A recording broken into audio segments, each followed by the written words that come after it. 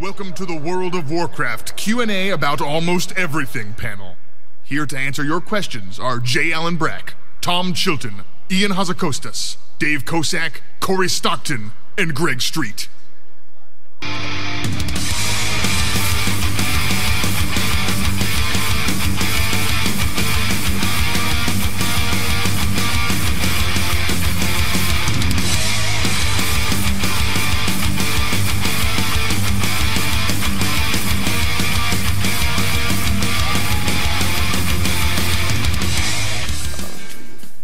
Hello, Blizzcon.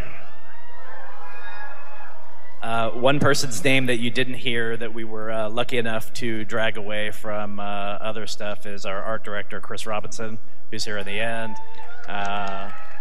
He's the main guy, the main architect behind the new character races, which I'm sure you're very excited about. So, welcome. Fire away. Questions. I'm Cherub from Khadgar, and my number is 18592. Look for me. Hi. My question is about garrisons. It looks like they're going to be tablet, kind of. Are you thinking about putting it into the WoW Armory app? That'd be really, really cool. I can't say that we're actively working on it. It's going to be a very complex system to make it work awesome on the PC, and we feel like we have to really devote all of our attention to that to make it as good as it can be. A dream would be to have it on tablet, and I wouldn't rule it out as a possibility someday, but not yet. Nice robe.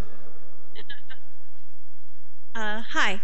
As an RPer from Earth and Ring, I'm super excited for player housing player housing on steroids in the form of garrisons. That's right. I was wondering, right now it said something about a party system, but I was wondering how many people can be in your garrison, and are there any plans for your friends to be able to access your garrison while you're offline? Probably not while you're offline. We definitely allow, you'll be able to invite your friends to your garrison while you're there. We don't have any mechanic designed for it to happen while you're offline. I'm not really sure what they would do there while you're offline, other than maybe, I don't know, trash your pick your flowers or something. She's from an RP server, Tom. Oh, that's true. Well, you can probably imagine. But no, we don't have any plans for that right now. It's an interesting idea. But certainly we do plan to have some cooperative gameplay. You were asking a question about parties, and I'm assuming you meant like the followers, where you would put together some of your followers and get together with some friends to do missions. No, I was actually wondering, how many of your real World of Warcraft friends, guildies, can be in your instanced area? Oh, invite a raid, all 40, whatever. Dear server programmers, we're sorry. Hi, I was just wondering about the dwarves. There hasn't been a lot of them lately, I guess, in the storyline, and I was wondering if there's anything happening with Magni. I'm not ready to talk about anything happening with Magni yet. Maybe. We are really focusing on Moira, and I think there's a really interesting dynamic going on right now with Moira and the Dark Irons and the other Council of Three Hammers. We explored a little bit of that in patch 5.3, and Moira sort of stepping up to help the Alliance in a big way.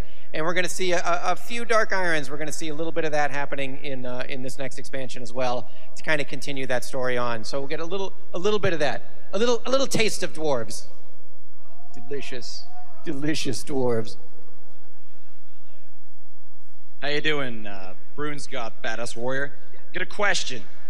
In Myth, before you even released it, really, you said, Garrosh, last boss. Do you know what the last boss is in Warlords of Draenor?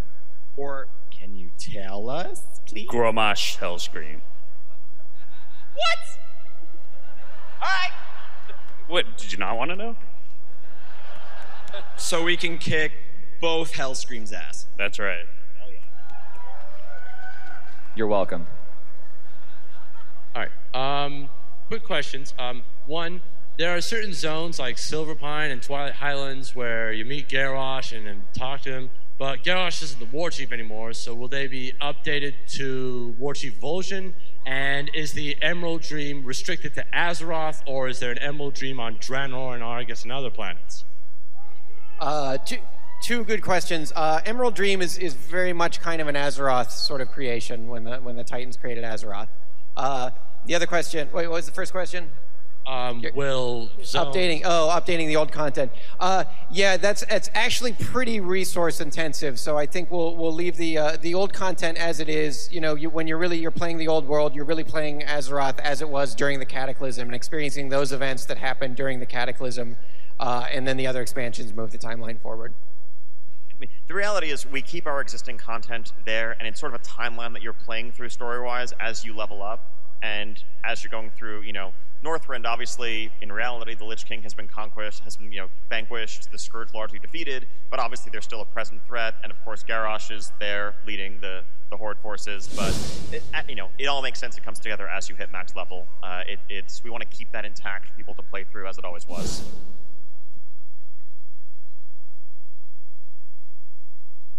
Hi there, I'm Hatsuma from Kel'Thuzad. My question's regarding Duskwood. There's an area called Beggar's Haunt. It's also called Night's Hollow in the art book. There's a lot of art for it. Was it meant for anything like the Stalden quest line or the Scythe of Elune?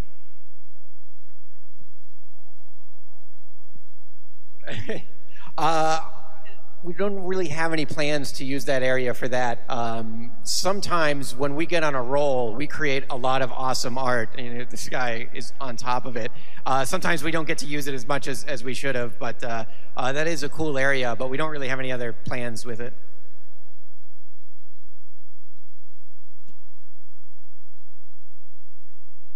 Hello, Root Faith of Galaran. I have a question about pet battles. Is there going to be any major changes made to the pet battle system? There's a few things that we have in mind that we've been talking about, but in general, we really feel great about the base that we have. What we really see expanding upon with pet battles is the collection aspects. So adding more new pets in Draenor for you to collect and to find, having new trainers that you can battle against.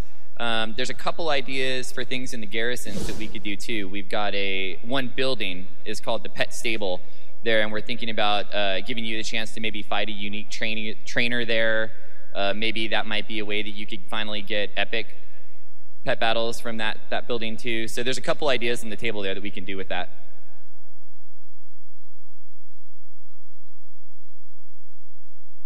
What is the likelihood of you adding more character customizations, such as mixing hair, dances, facial paint things to them? I think it's there's a likelihood. We're taking it in stages right now, so we wanted to see after we finish that kind of broad stroke, bringing everything up to the level that we want it to be at. We'll take a look at it and just feel like if there's enough breadth there that we want to add a little bit more to it. I mean, we're always pushing and wanting to do more. It's just a question of cost versus reward, and I think that's something we're going to definitely keep looking at in the future.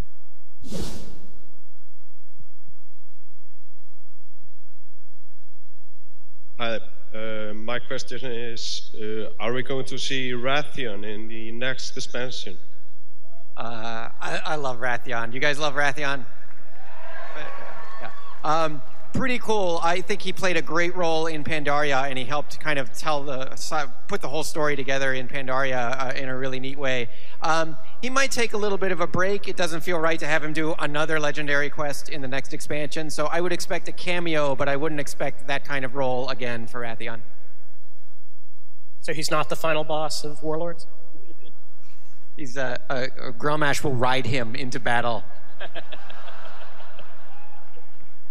Hi, I'm Starlene from Static, and I was wondering if there's any plans to make healing less smart heal focused and more target based, more like TBC healing was, especially with raids being 20-man now. Smart heals in their current form are going to be healing a higher percentage of the raid.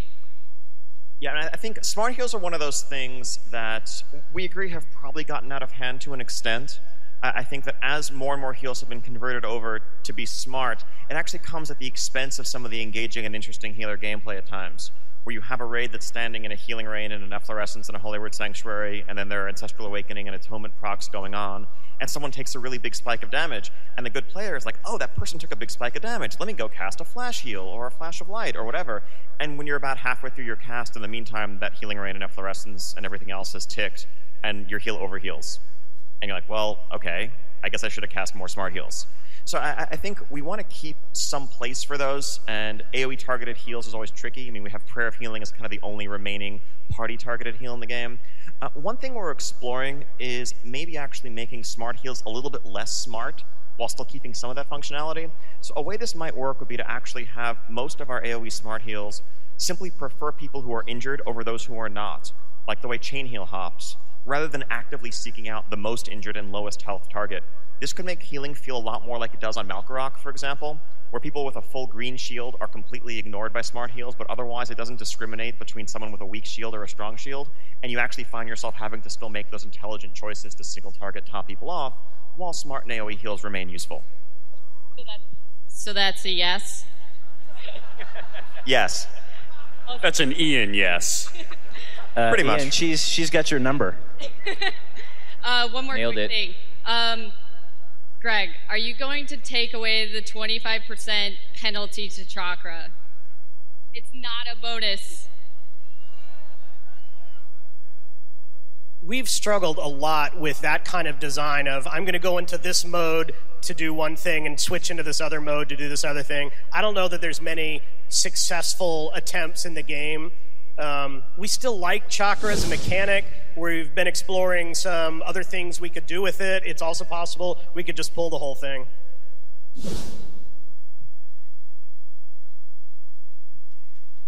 Hello, I'm Bubble Heart from Laughing Skull, and my question goes on to 10-man rating. You guys have changed it to 20-man with Mystic rating, and that's not necessarily a problem. And you're saying, oh, there's going to be a problem with this, and we understand that. But is there any solutions that you can give me?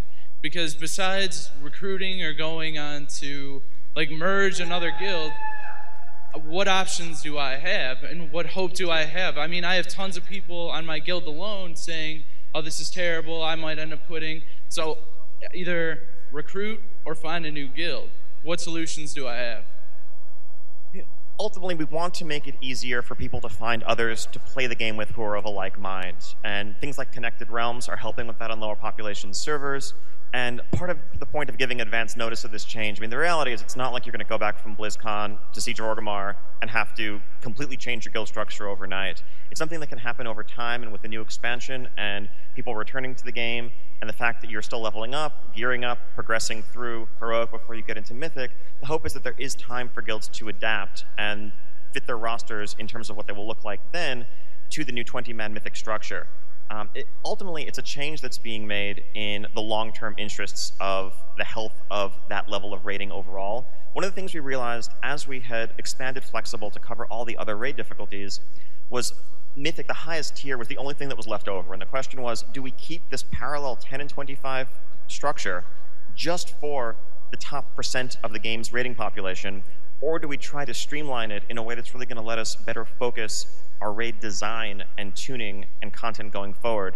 And while I completely understand and I do sympathize with some of the short-term difficulties that guilds are going to face grappling with this transition, in the long run, we do think it's going to be a better experience for everybody. Plus, the group finder will find you 10 new best friends.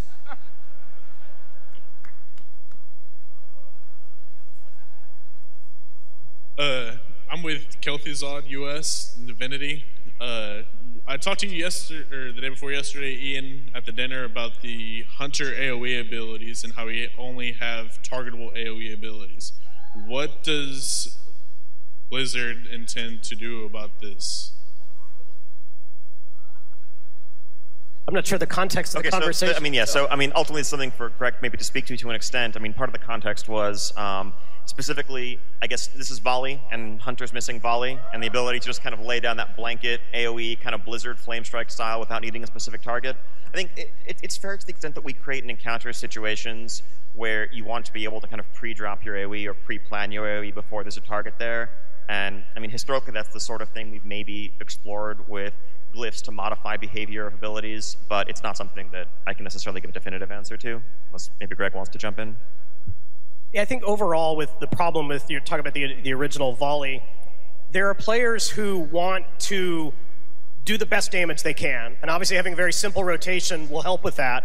There are players who get bored of just channeling an AE over and over again, which is kind of what volley was like, say, in the second Naxxramas. So we're trying to give everyone some type of AE rotation that's not just channel one thing over and over again.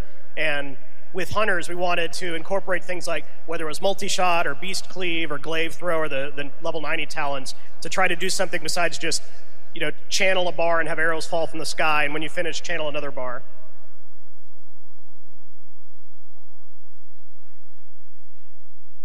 I'm also from Divinity on US Kel'Thuzad. My main question is, with the addition of these tertiary stats added to gear, how do you plan to keep players from getting too much of the stats, like 20% movement speed increase, because that'll obviously have give guilds an advantage on a high-end level of rating?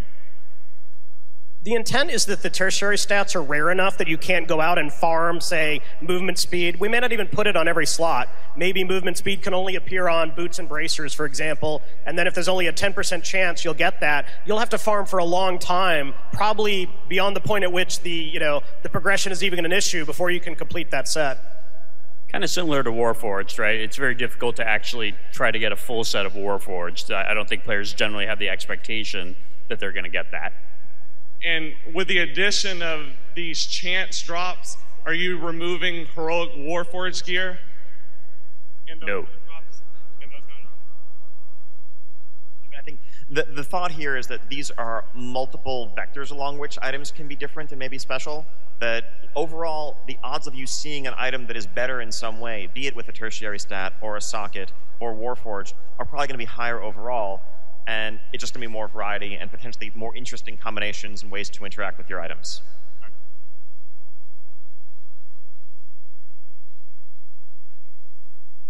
Hi again. This is Verena of the Sentinels of Ravenhold. My question is about the Legendary. I've worked on 2 Legendaries now. I worked on Dragwrath, got that done. It felt like a huge accomplishment. This one just feels like a raid requirement. Is that something you're going to see again in the future, or? I think that we definitely want to do a legendary quest line. I don't think that those are exclusive concepts. I think that something we want to get in 6.0 is both a legendary quest line for a type of item, kind of like the cape, while also being able to do the other types of legendaries that are a lot more exclusive to, killing a really hard boss. So in the same way that, right now we have the Garrosh heirloom weapons, those are a little bit more exclusive, almost like the old legendaries worked. They aren't really exactly the same, but more along those lines. And I really think that we can have a balance between both of them.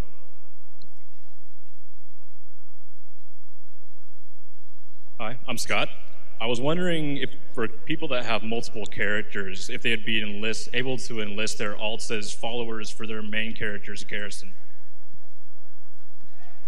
It's not an idea that we've thought about, but it sounds cool.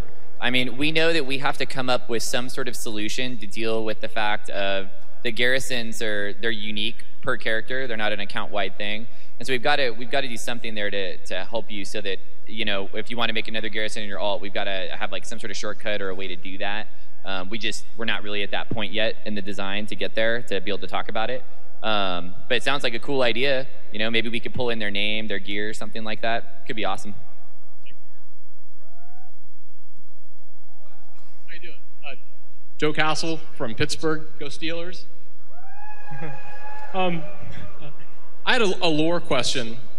I've always found the Titan story very fascinating. It's been pretty front and center, I think, in a lot of the previous expansions, Ulduar and Lich King, and then again in Pandaria.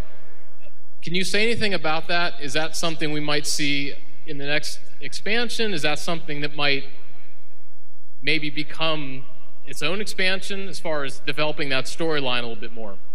Yeah, the Titans are a really interesting concept, and they've sort of had their fingerprints are all over the universe. The Titans actually visited Draenor, so we might get a little hint of what happened there. They kind of helped shape Draenor, and then they pieced out of there pretty early on, so they didn't leave quite a big a mark. So we might see a little bit of that. I don't think this next expansion will have a whole lot of Titan story behind it. But we will always kind of revisit that because ultimately the Titans are kind of one of the opposites of the Burning Legion, and there's a really interesting symmetry there. So we'll definitely see more Titan stuff eventually in the future.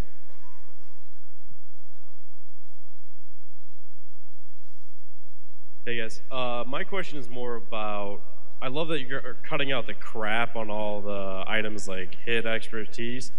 How am I supposed to feel rewarded when I get a drop, but then I have to go back, get a heroic, warforged, gemmed, tertiary stat weapon? Itemization is one of the best rewards we have in the game, and we really want it to be, you kill the dragon, you get the awesome sword out of the dragon's hoard. We're really not happy with the way the game has gone, where it's just a checklist and okay, I got my glove for this raid, okay, I got my belt for this raid, now let's go on to the next one. The plan with having all these rare affixes and things like that in the gear is to give it a long tail so that maybe you'll get a basic item pretty quickly and be able to function, but then you can still chase the awesome item rather than saying, you know what, I've got everything I need, peace out. What we're trying to say is that Mr. Robot is not sitting up here on this stage, and he should not have to approve your items.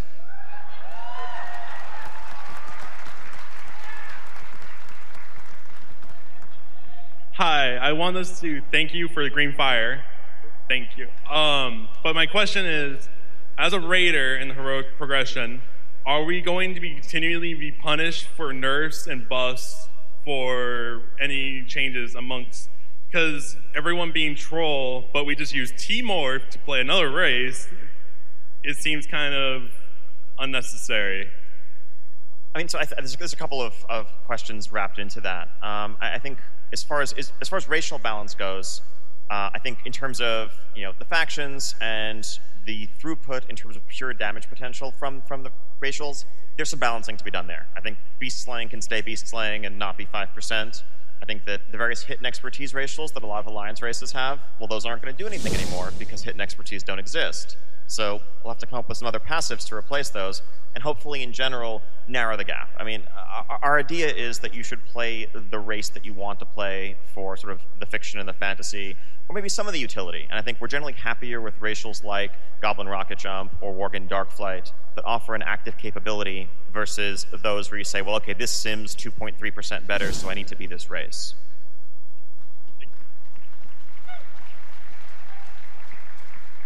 Hi, I'm Nate from Crimson Illuminati and No More Gone Forever and Warmarist Accord. Love the stuff I've seen with Warlords and really looking forward to it. One thing I like is the exploration of the Draenei story and the lore, which leads me to my question, when can we expect the same treatment for gnomes? Well, it's hard. We can't win. For years, you guys have been saying, "Where's the Draenei stuff? Where's the Draenei stuff? Where's the Draenei?" Finally, we have some Draenei stuff, and immediately, out come the gnomes. Besides, what about Chromie? We gave you Chromie. Yeah, so they took Nomergon in Cataclysm. Hopefully, we can maybe find some opportunity to explore some more gnome stuff a little bit later. But I really can't promise that right away. But now we hear you. Maybe next. Many of us are big fans of gnomes. It's just a question of getting the right time. Blood gnomes confirmed.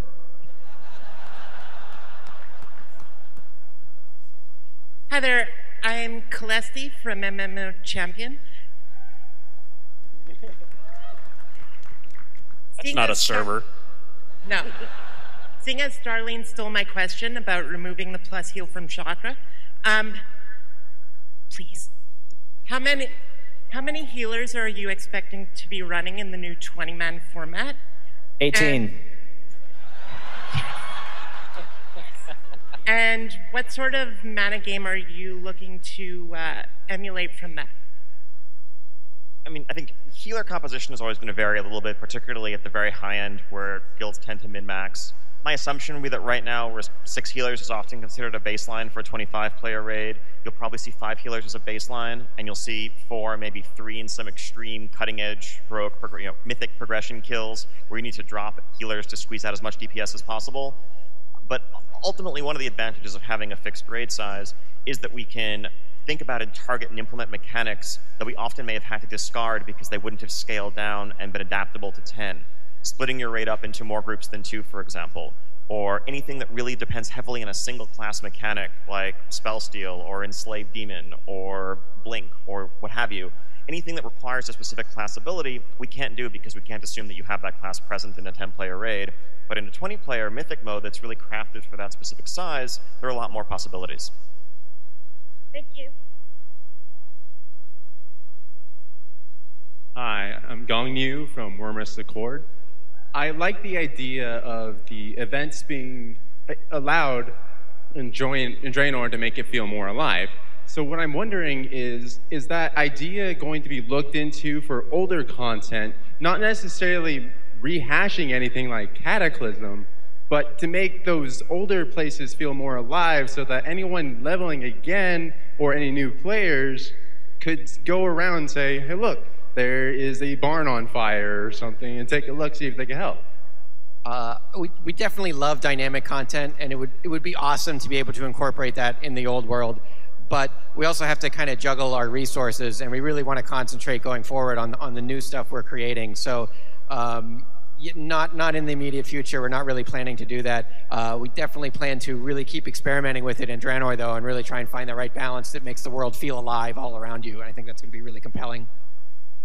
Any hour we spend on the old stuff is an hour longer it takes us to get to you the new stuff.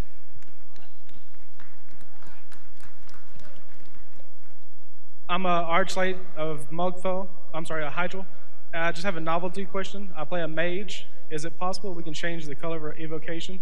Right now you can do it with different buffs, but maybe if we can include a glyph or something? I couldn't hear the question. I'm very sorry. The evocation is usually blue, but you can change it with different buffs or novelty buffs. Can you possibly see about changing it with a glyph? More customizable, more unique? I think no specific plans along those lines, but it's the kind of thing that we've done in other cases in glyphs, and certainly a cool idea for us to explore as we add new glyphs to customize, custom spells cosmetically like that in the future.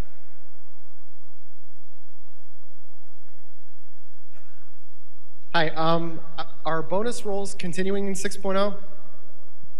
Yes. Yes, that is the plan. We don't know exactly what you're going to do to get the bonus rolls. We're still trying to figure that out. But we generally like the idea that you have some control over saying, oh, I want an extra shot at loot on this boss. As a follow-up, how does the bonus roll actually work now? Like if I roll 3 times in SOO and I don't get loot, there's supposed to be protection. But if I roll in TOT and get a bonus, does it reset it in SOO? We have a guy in an office, and every time you try to bonus roll, he has a button and he pushes yes or no. And he just pushes no pretty much all the time. He has like a drinking bird set up. Best job ever. Sometimes he goes to take a break. It's all about timing. No, honestly, yeah, I mean, we have a streak-breaking system in place. In general, we don't want to delve too much into the details of it because the reality is it's supposed to kind of work behind the scenes. The second you know all the details, you'll again think about gaming it. But don't worry about wasting your chance on different difficulties or different zones like that. If you win something in LFR, it's not hurting your chance at your heroic bonus roll. At the end of the day, we just wanted to make sure that if you see somebody who posts, like, I used 15 bonus rolls in a row on this thing and I didn't win a single item, they're actually officially lying. I know you still see those posts on the forum. They're lying, trust me. Exaggerating. Lying. Hi, I was just wondering if pet battles are ever going to be going on to mobile devices? You know, that's actually something that we've talked about a bunch. It's something we've actually put some effort into. The question is, what we were looking into doing was trying to figure out a way to let PvP pet battles work on a mobile device. But what we found is that we really wanted the collection aspect of the game to work on mobile too, to have you have a way to be able to collect more pets, to play in the actual kind of PvE side of it. And I think that's the part where we kind of got hung up and felt like we have some ideas, but we haven't had time to really execute on those ideas and figure out the best way that we could do that on mobile. But it's certainly a desire, something that we would love to do. Half-Life 3 confirmed. Have you ever thought about adding servers for previous expansions as they were then? No. And by the way, you don't want to do that either. You think you do, but you don't. Remember when you had to like spam cities and say need a tank, need a tank, need a tank during the Burning Crusade days? You don't remember that because now you just push a button that says go to the dungeon. You don't want to do that.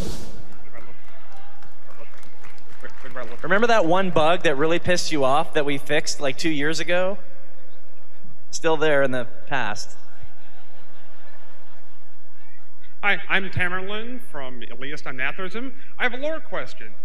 What's with celestial dragons? They're not celestials, they're not dragons. They show up in Throne, Aldior, and Mogashan vaults, and like, what's going on there?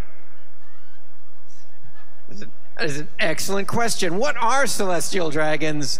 I think the Titans were involved, and they were doing something. We need to get you a red shirt. I don't think we have any like official lore or official story about the celestial dragons. They're tools that the Titans were using, and honestly, primarily, they just look really bitchin'. Is kind of the main reason they're there. Good job, Chris. Thank you. We have some celestial BSers up here. Alice from Ice Count, Guild Peons No More. My question is, with reforging gone, what will replace the vendor on the Yak?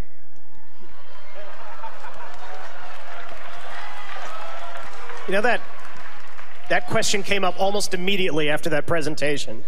We just talked about this. Yeah. One idea was transmog. Wait, stop. Hold on. So, were you guys designing at BlizzCon? Please don't do that. We were pretty sober. You say that now. For a short period. It was over lunch, like 2 hours ago, really. What do you want on the Yak? You know what you sound like? Bank access.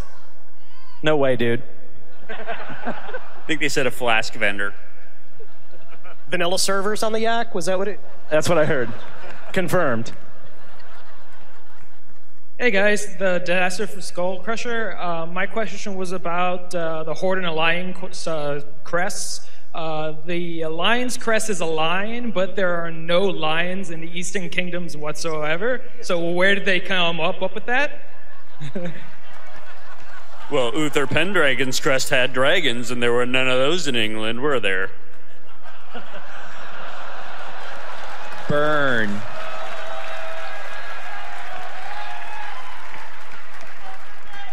Now Tom needs the red shirt. Yeah, sorry. The other thing was about the Horde crest. Is it a Naru? I have no idea. We'd have to ask Chris. We need like a bucket of red shirts just to sit right there. You can hand them out to everybody who's I would coming. love a red shirt or a character, and WoW. Either would make me happy. Hey guys, this is Houndstooth from Acris. And I was wondering, with tertiary and secondary stats, are we going to see a morph of that when we spec change? Or am I going to have to collect multiple pieces of gear that have avoidance or cleave if I like to play multiple roles? The idea is just that the primary stat changes, strength, agility, intellect, and that the secondary and tertiary stats would all stay the same. That's part of the long tail there, that if you really like haste, you can still go and chase haste gear, but you could still function if you can't get that kind of gear. I do think it's very important that we realize that we're still going to be experimenting with this stuff and testing it out, right? It's got a long way to go before we really finalize what all these tertiary stats are and exactly how they'll work and and what percentage chance there are to have these things. So there are a lot of the details will probably morph some before it actually goes live, but I think it's really legit concern.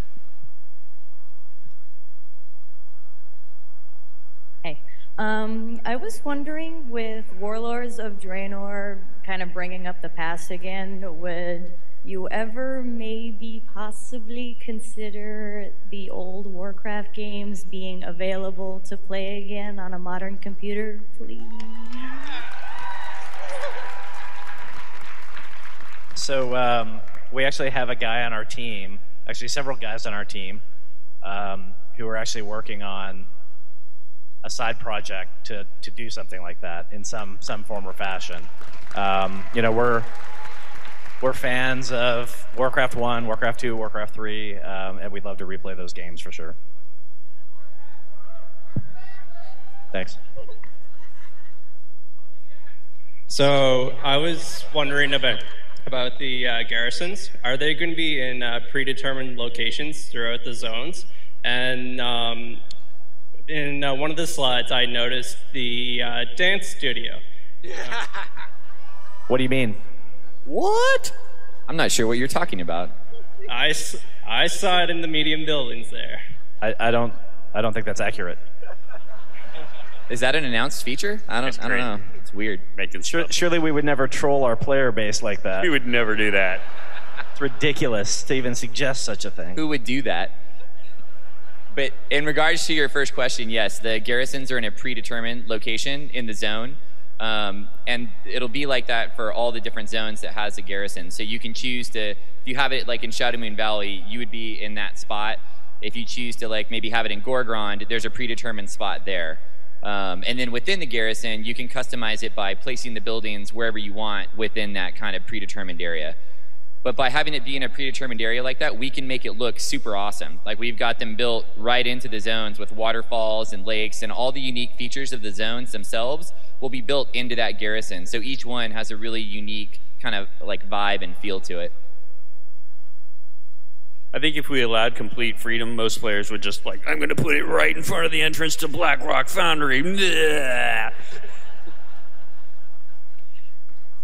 Hi, Malazar of the Shadow Wolves of Smolderthorn.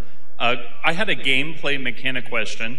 So when the Dark Portal turns red, how do you get as a max level character in Draenor to Old Outworld or Outland if you want to do old lore or get old achievements?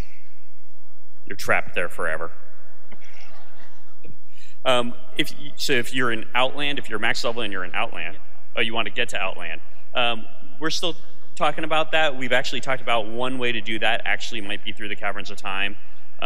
We may also just make it so that we're also talking about how to handle it for non-max level characters that are still, in their level 60s or whatever. What do they do when they want to get there? The reason we say that is because if you think about the current timeline, it's kind of broken. You go through the Cataclysm timeline from 1 to 60, and then you kind of go back in time to the Outland timeline through Northrend, and then you go forward in time to Cataclysm again. You kind of jump around. So if you think about it, you could actually argue that Outland is currently back in time. So that would be one way to approach it, but we're still trying to resolve how to do that. But we will give you a way to go there. Hi guys, Boosh Baguette from Full Spectrum Guild. I just want to thank you for your decades of awesome work. I really appreciate it. So I'm in a 10-man guild that does heroic content on 2 nights a week, and I'm in for some big changes. So my concern is when we go to Mystic with 20, and ideally we're going to have 25 in a guild, and 20 get to raid, 5 people are going to get subbed, but if your lockout is on loot base, you're going to run it twice, so those 5 you subbed get a chance for loot. And then with the new heroic, you're going to want to do that for tier, for trinkets, things like that. I'm concerned that we're going to have to do 48 bosses every single week to be really competitive. Okay, so that's something that I should probably clarify from what was said in the last panel. The Mythic raid lockouts is pretty much going to work just like Heroic does today. There's nothing changing with that. It's very traditional in that regard. That is boss-based, static raid ID. You can't hop from one mythic raid to another. Really nothing is changing there. So you definitely will not be running sort of parallel main alt raids through mythic content. And as far as other difficulties, I think the thought is that it'll work pretty much like it does today, where coming out of a prior tier, you'll probably go into whatever you were doing and one tier below. That is to say, heroic guilds coming out of Throne of Thunder with full Throne of Thunder heroic gear did normal Siege of Orgrimmar and then went to heroic Siege of Orgrimmar. They didn't really have much, if anything, to get out of Flex Siege of Orgrimmar, and we didn't really see them doing it all that much. We certainly are sensitive to players' desire to not find themselves running the same things over and over again multiple times per week, unless they're doing it just to help out their friends. I think it's very different when it feels like part of your necessary progression, like way back in the Argent tournament days. So that's something we're sensitive to, and we will try to minimize wherever possible.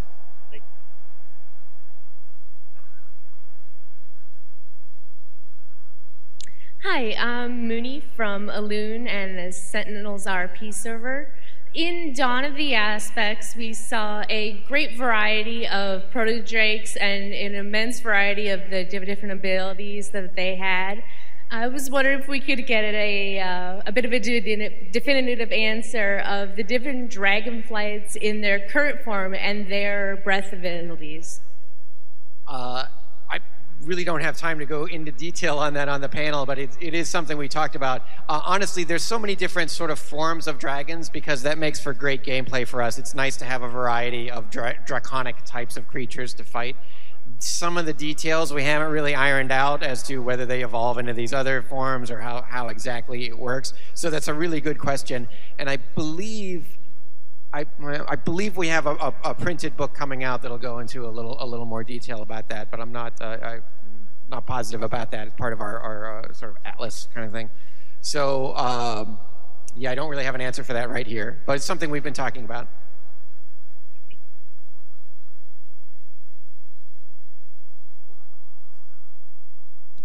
Hi, my name is Tim Marble. I came out here from Maine, and my question is for Mr. Greg Street. On behalf of the entire Hunter community, I was going to ask, where the hell is Eyes of the Beast?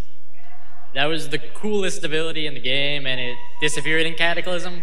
Who doesn't want to control their pet and make them run around? So, I would like to apologize for what happened to Eyes of the Beast. We had very good intentions of trying to prune abilities from classes, but made a mistake in that some of the things we proved weren't really the abilities that were confusing players. They don't take action bar space. You're not throwing down Eyes of the Beast as part of your single target rotation unless you're a really kind of weird hunter. So we took it out, and then there was a bug, and the programmers came to us and said, what are the chances you're going to keep this ability? And we're like, I don't know, we don't think so. And they clipped off that part of the code. So it's not like we can just stick the ability back in and it's back again. It would be a non-trivial amount of work for our engineers to add that back in, which would come at the expense of some other cool ability we'd like to add. If there's a way we can figure out to do it, we know there's a lot of requests from the Hunter community to have it back, so it's on our radar. I just don't have a great solution yet. Great question. Hi. Earlier today, it was mentioned that in Warlords of Draenor, features like normal and heroic mode raiding will be available across Realm. That being said, why would you want to pay to Realm transfer anymore? So we want to make it easier for you to play with your friends. You know, we still believe in realm locality. We still believe in people having a kind of a home that is kind of called their own. But we still want to lower the barrier so that you can actually play with your friends. If you don't want a realm transfer, then that's okay. There's still a lot of attraction to being in the same guild as your friends and sharing guild chat.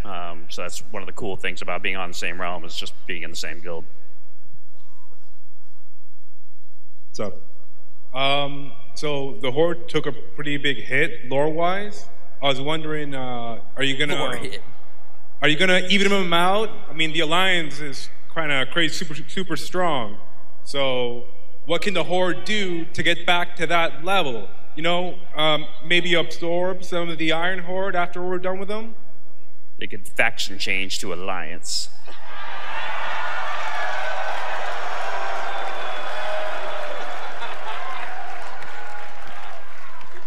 That sounds like a good thing to be on the back of the yak now. Good faction change to a lion. Way to rile them up.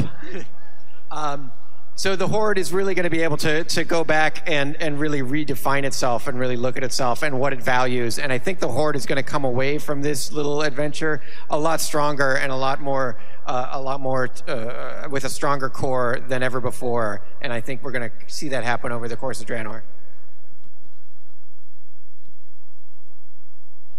Hi, I'm Palthus from Mal'Ganis. Right now, there are 7 times as many guilds that have killed Garrosh on 10 man as opposed to 25.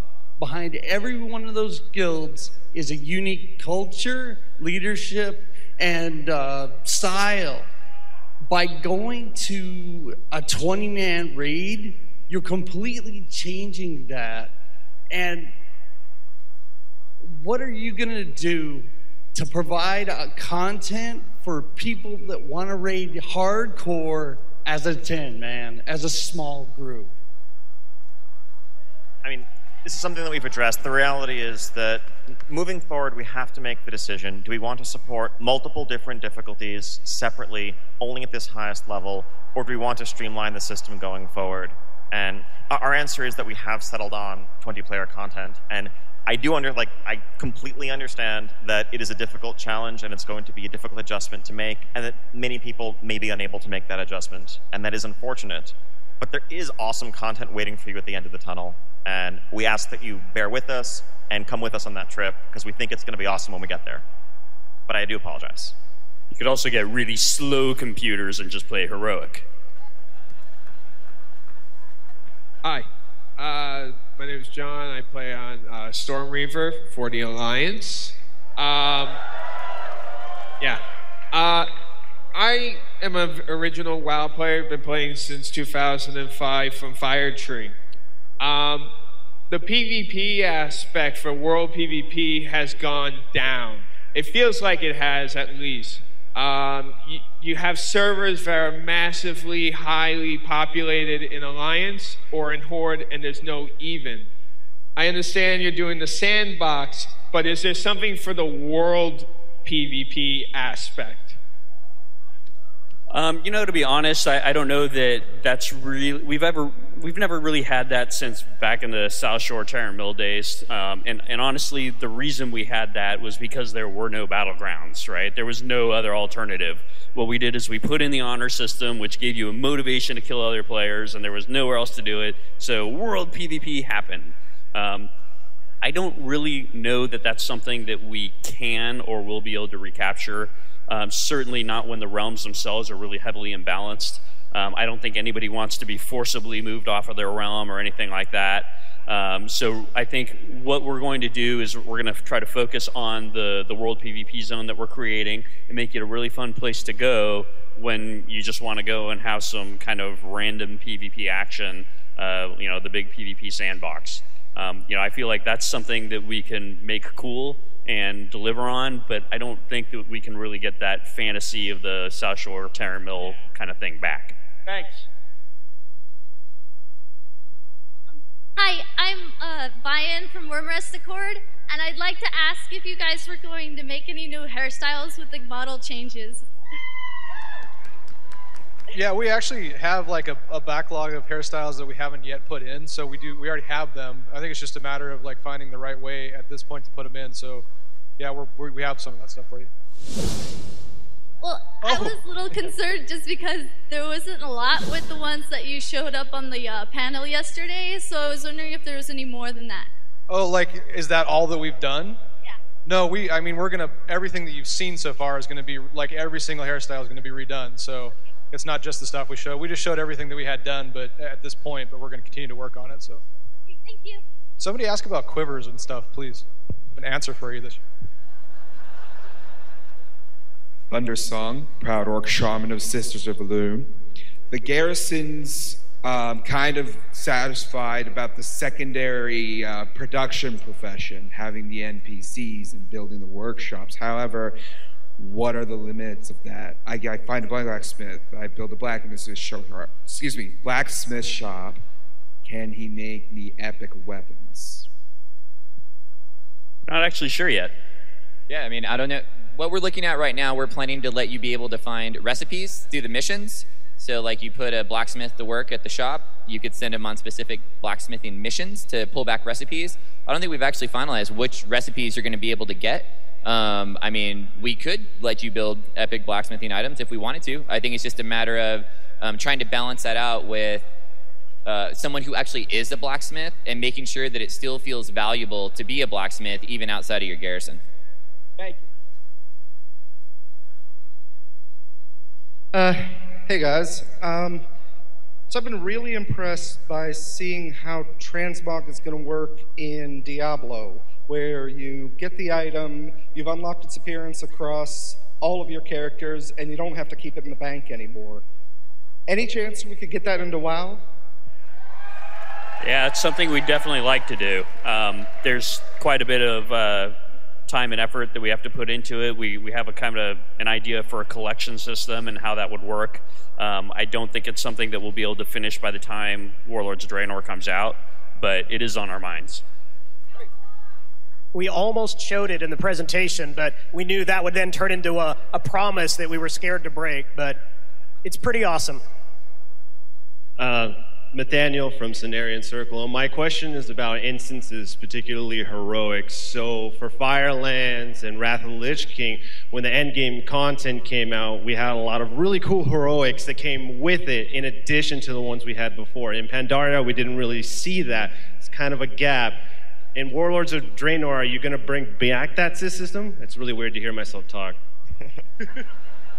We would like to, yes. I think that we need to do that, though, while being mindful of managing some of the challenges that introducing new 5-player content mid-expansion can create. I think that when we brought back Zulaman and Zul'Gurub, for example, that was awesome. It was new content to do, but actually it removed a lot of the reason to do the Cataclysm launch dungeons. And so whereas before you had 9 unique and varied dungeons to run, now you were suddenly left with 2 that you ran over and over and over and over again. And ultimately, no matter how awesome the dungeon is, if we basically replaced a broad tier with having to chain run the same couple of dungeons over and over again, that's not going to be ideal. We have some ideas that we're discussing, maybe scaling up the difficulty of the launch dungeons to kind of match the new ones that we release while keeping them all relevant, but just expanding the pool of available dungeons. That could be one way to do it. But we do want to continue to advance our story and give people who really like 5-player content, which includes all of us up here, more stuff to do over the course of the expansion. Thank you. Sinblade from Halmarush and from Sargeras as well. I've been playing every game Blizzard has put out since Lost Vikings, and I absolutely love the Warcraft lore. And I was wondering, going back to all this history, if we're going to be seeing Alaria Windrunner and Turalian again. They're not on Draenor at this time, so you're not going to see him here, but we definitely have plans for them. We definitely do. You will see them again. Final boss confirmed. On the yak. Hi, my name is Lisa. I play on Alliance on Stormrage and Horde on Killjaden. I was wondering when you guys plan on removing the cap for Real ID and BattleNet. You're saying you have hundreds of friends? Yeah, I'm a big supporter of the pug community, and I'm always getting add-on Real ID to join their raids or help out their guild. And I always have to find someone who hasn't played in a month and delete them. And you guys have been really pushing us to make friends, so that would be really awesome. And as a suggestion, if the WoW Armory app had a way to contact those friends so we could have met up with them at Blizzcon. That's a good suggestion. Okay, we're out of time. Thanks, everyone. Thank you, fans. Thanks, everyone. Thank you, BlizzCon. We love you. You're watching BlizzCon 2013, an original DirecTV production since 2008. Level up to DirecTV at directv.com.